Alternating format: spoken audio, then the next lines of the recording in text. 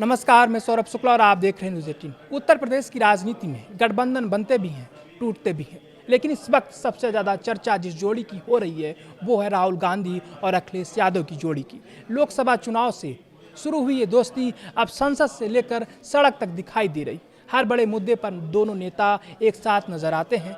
सरकार पर हमला करना हो, छात्रों के आंदोलन का समर्थन करना हो या फिर संसद में विपक्ष की आवाज़ बुलंद करनी हो, राहुल और अखिलेश कदम से कदम मिलाकर चलते दिख रहे हैं। मानसून सत्र में पेपर लीक का मुद्दा छाया रहा। राहुल गांधी ने सरकार पर सीधा हमला बोला। उन्होंने छात्रों पर हुए पुलिस एक्शन को लेकर गृह मंत्री अमित शाह को जिम्मेदार ठहराया। आरोपों के बाद सत्ता पक्ष ने राहुल गांधी को घेर लिया, लेकिन उसी वक्त अखिलेश यादव उनके बचाव में मजबूती से खड़े हो गए। अखिलेश यादव ने कहा कि छात्रों पर लाठीचार्ज हुआ, आंसू गैस छोड़ी गई, पैलेट गन का इस्तेमाल हुआ, कई छात्र घायल हुए, सरकार को जवाब देना होगा। उन्होंने सवाल उठाया कि अगर ये कार्रवाई सरकार के आदेश पर नहीं हुई तो फिर किसके आदेश पर?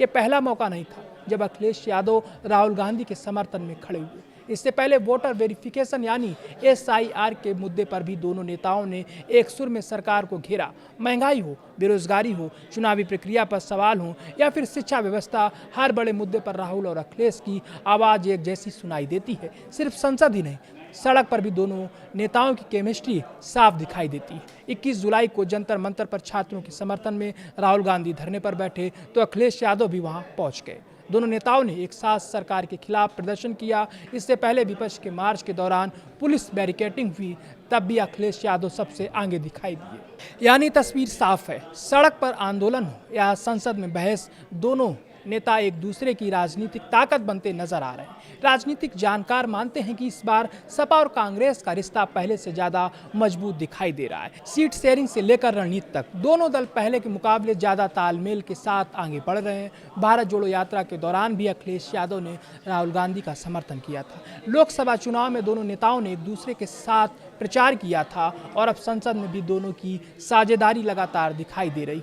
लेकिन कहानी का दूसरा पहलू भी है। कांग्रेस के भीतर से कई नेता, खासकर उत्तर प्रदेश के नेता 2027 विधानसभा चुनाव को लेकर अलग अलग बयान दे रहे हैं। सीट शेयरिंग पर सवाल उठ रहे हैं। इमरान मसूद और राजेंद्र पाल गौतम जैसे नेताओं के बयान कई बार गठबंधन की रणनीति से अलग नजर आते हैं। इसके बावजूद राहुल गांधी और अखिलेश यादव लगातार एकजुटता का संदेश दे रहे हैं। दोनों नेता ये दिखाने की कोशिश कर रहे हैं कि गठबंधन सिर्फ चुनाव तक सीमित नहीं है, बल्कि आगे की राजनीति भी साथ मिलकर करनी है।